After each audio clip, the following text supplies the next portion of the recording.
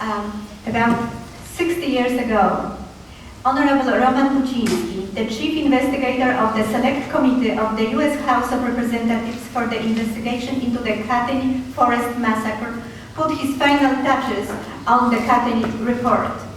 This report, known as the Madden Committee report, to this day remains one of the most comprehensive reports on the murder of the Polish officers in the Katyn forest. During his lifetime, Honorable Roman Pucinski did not see justice served with respect to the Katyn crime. The U.S. Congress did not act on the recommendations of the Madden Committee. Today, his daughter, Aurelia Pucinski, came to the Capitol Hill to once again call upon the leaders to take action with respect to the Katyn injustice, because the moral calculus with respect to Katyn has not been worked out to this day. I am very pleased to introduce Honorable Aurelia Pucinski.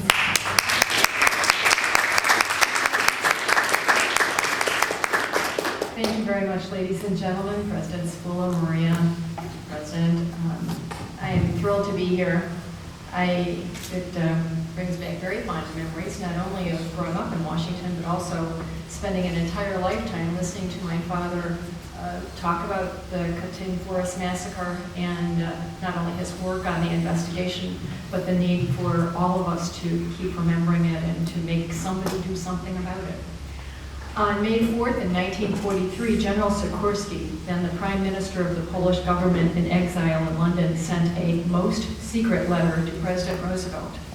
He thanked the President for the kind interest shown to our problem during the past few days and added how much he regretted the decision of the Soviet Union to suspend diplomatic relations after the Poles' invitation to the International Red Cross to investigate the circumstances of the death of thousands of Polish officers recently brought to light by the Germans. Sikorski added, "I trust that you realize that this action on the part of the Soviet government was not a sudden or isolated one, but the climax of a sequel of events all directed against the Polish nation and the Polish government. I fear that what the Soviet government wants is a Polish communist government which would offer them Poland as a Soviet satellite state." History proved him right.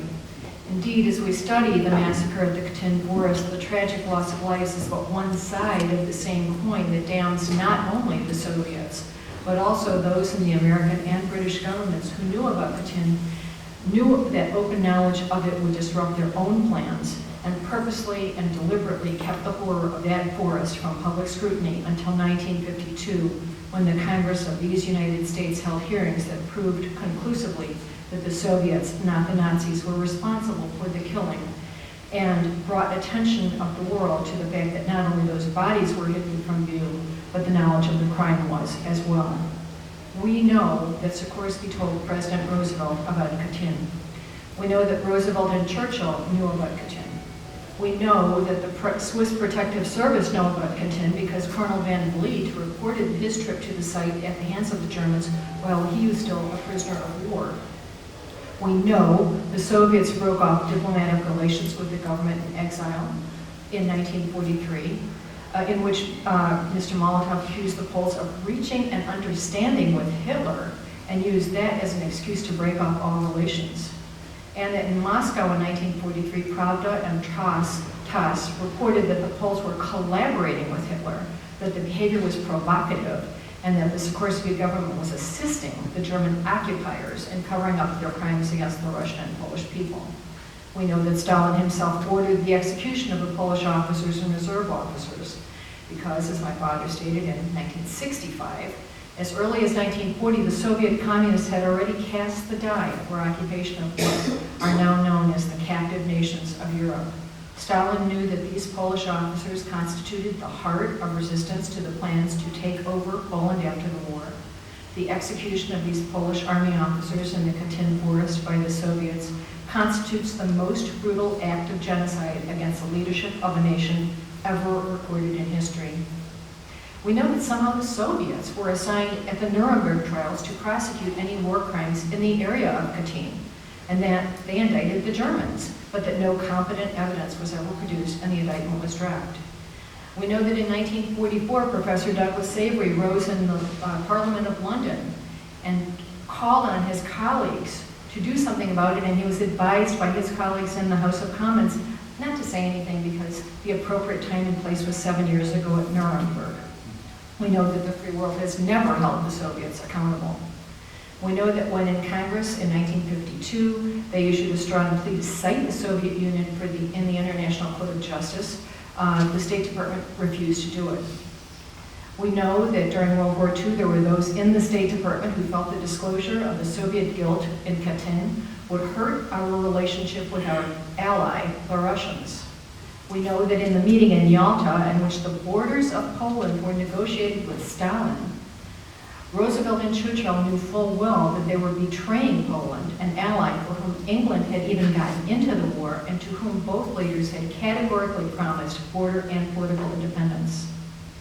In the record of the executive session of the Congressional Committee in 1952, General Brigadier Clark, former assistant to the staff of G2, was surprised when asked how General Bissell got to be the head of G2. And he said General Bissell had no prior intelligence experience, but somehow wound up running the intelligence service of the Army. And in fact, General Clark testified that there were rumors that General Bissell had left an assignment in India under a cloud, and that the Van Vliet report was dictated in the presence of the G2, which is the general, which was completely out of line and a surprise to everybody, that the person would come in to do it rather than submit a written report. We know that the Polish Red Cross reported to the International Red Cross in April of 1943 that there was a large common grave in Katyn, that the bodies were apparently Polish officers killed by bullets from revolvers, and that the papers found among the corpses indicated that the murders took place about March or April of 1940. We know that Congressman George Dondero of Michigan wrote to the Pentagon in October of 1949 and asked for a copy of any report filed by Colonel Van Vliet. We know that General Leroy Bourbon, Director of Intelligence at the Pentagon, responded to the congressman, quote, "The Intelligence Department has recently acquired a report on this subject, which was partially based on Lieutenant Colonel Van Vliet's observations of the German exhumation of the Polish graves at Katyn in 1943. The report is classified and therefore cannot be released at the time." Dondero went crazy. So why is it classified? And he was told the report contains highly sensitive information, the premature disclosure of which would be extremely unwise in view of the current international situation. Dondero was then told later in 1950 that the report the Pentagon was talking about earlier wasn't really the Van Vliet report, it was something else. We know that when Colonel Van Vliet was liberated, he went immediately to his Army supervisors at the closest front and told them that he had been at Katyn.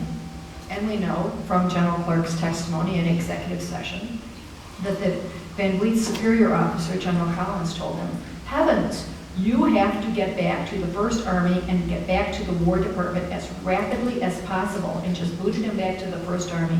But the reason it was handled special was because it was just a hot potato that he was dealing with. And we know that Van Vliet did return to Washington and immediately make his report. We know from General Clark's testimony at the executive session that there were personnel working in G2, including, he named William Johnson and his wife Annette Fox Johnson, who were left of center, and that those persons were openly promulgating pro-Soviet feelings in the U.S. during the period 43 to 45, and that they were not alone, that there were many pro-Soviets in the War Department, the State Department, and in G2. We know that a Colonel Yeaton met with the Polish General Anders in Moscow in September of 1941, and that General Anders was, quote, "most concerned with the cream of his own staff and his best officers and non-commissioned officers because he hadn't had a word from them and hadn't been able to locate them." We know from testimony in the executive session in 1952 that Colonel Yeaton continued that he had a file on the missing Polish officers that was given to G2, and that General Bissell would have had access to it when he met with Colonel Van Vliet. We know from his testimony in executive session in 1952 that John Ehrman, who was on General Bissell's staff at G2, never saw the Van Vliet report, felt it was entirely possible that General Bissell sent the Van Vliet report to the State Department with a top secret courier, that it would have been against regulations to do that without a transmittal or a receipt, but it could have happened, and that when General Bissell in his testimony indicated that G2 was sending anything received in connection with war crimes or atrocities to an agency holding it for the War Crimes Commission, that he, Ehrman, Bissell's assistant, had never heard of any such agency. Ehrman continued, Bissell was just cozy as hell with everything he did. I think it is possible that this thing, having come up in his own mind, he'd had something more on the subject, and it was just, quote, hot as heck. We know that Mildred Mears, in her secret testimony before an executive session, said that she was called to General Bissell's office and that she didn't know why the report was labeled top secret by General Bissell, that it was of a political nature. Ms. Mears also recalled writing a letter later in August of 1945 in which General Bissell transmitted information to the State Department on the Katyn report, and the report was to supplement the material from the Van Vliet report, but somehow none of these letters in their original, with the routing to show where they went, can be found. My father thought it was very hard to believe that General Bissell, handling thousands of documents, could have dictated a letter in August in which he, by himself, magically recalled the date of the May 25th letter without checking a file card, a document, something. And yet none of that has ever been made available.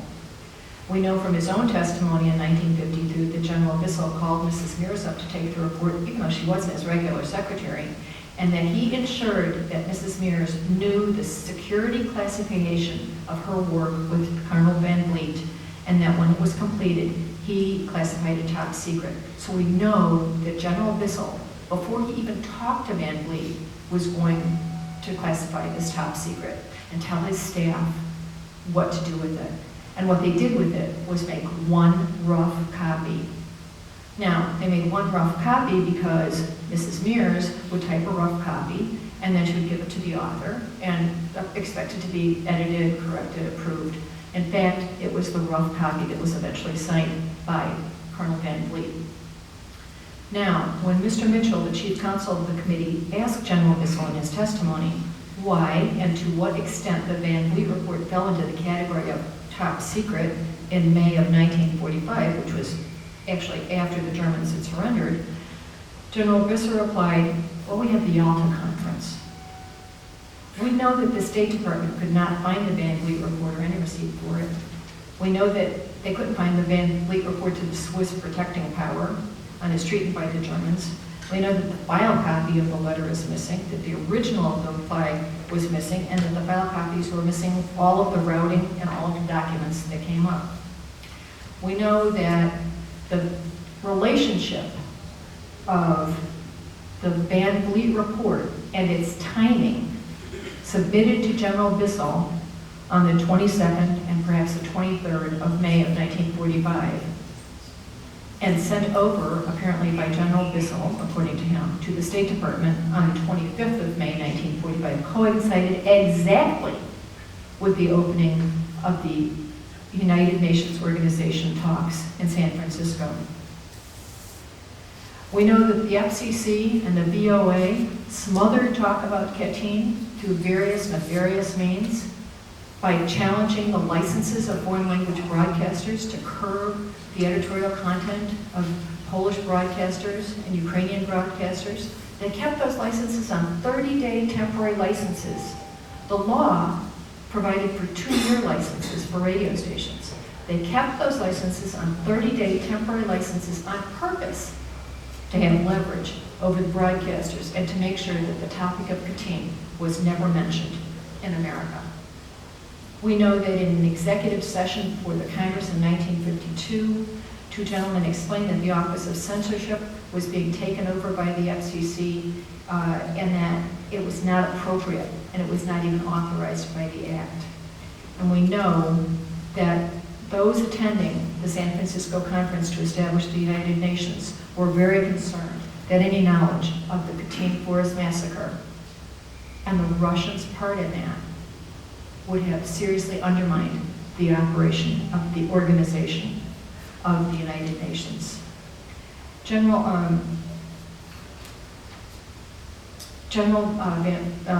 Bissell explained away all of this by saying he thought he sent it over to the State Department. Nobody ever had any record of that. My father said that Van Vliet's statement when he was taken to Katyn was shown mass graves. He accorded the treatment a prisoner of war. The statement was received by the State Department from the American location in Bern, Switzerland in 1945. No one knows what happened with it either. The records indicate that one copy was sent to the Provost Marshal General's office and to G1. Nobody has a record of that. The War Crimes College looked for all the Katyn forged records so that they could use it as a class study. They couldn't find anything. And we know that important people and agencies of the United States government knew about the Katyn Forest Massacre, not only from the German broadcast in 1943, but through intercepted messages, and in 1944 from the Swiss Protective Power, and in 1945 because Van Vliet himself reported it. We know that Van Vliet met with Bissell on May 23rd, and that on May 25th the conference to start the United Nations got underway. We know that all of the information about Katyn and the Soviet perpetrators was withheld from the American people and was in fact actively shut down.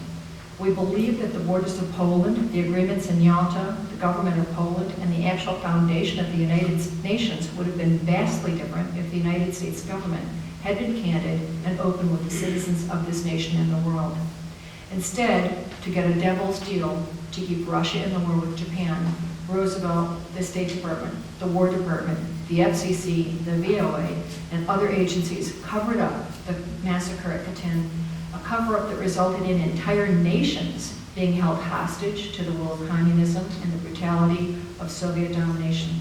And we are now left to wonder how different the world would have been if the leaders of the United States had done what was right and not what they felt was expedient. We wonder how different the lives would have been if pro-Soviet sympathizers had not been tolerated in the leadership of this nation. And we will always wonder how many families were destroyed by the killing at Katyn and by the decades of Soviet domination. And we must wonder if America's leaders have the moral courage to demand justice for the victims of Katyn and the records which will document the horror. Finally, we must all wonder if the leadership of this great nation can learn from the lesson of the silence of Katyn and dedicate itself to a clear, transparent, and open communication with the people they serve. We understand that security was, in 1945, as is now, a critical reality. We do not seek to lose the protection of national security interests, but after the fact, to keep secrets can never be acceptable in a free society. Thank you.